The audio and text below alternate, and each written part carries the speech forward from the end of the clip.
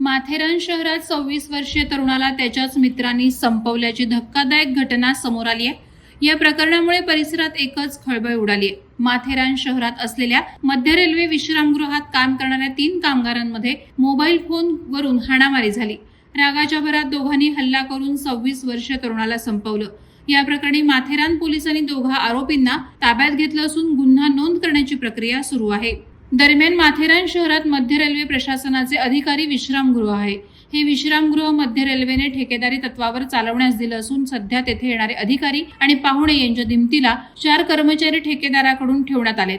होळी सणाच्या पार्श्वभूमीवर ठेकेदार कर्मचारी असलेल्या 4 पैकी 3 जणांमध्ये मोबाईल फोन देण्यावरून हाणामारी झाली।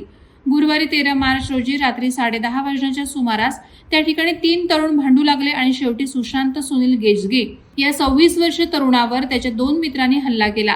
यातच गंभीर जखमी झालेला सुशांत मृत्युमुखी पडला।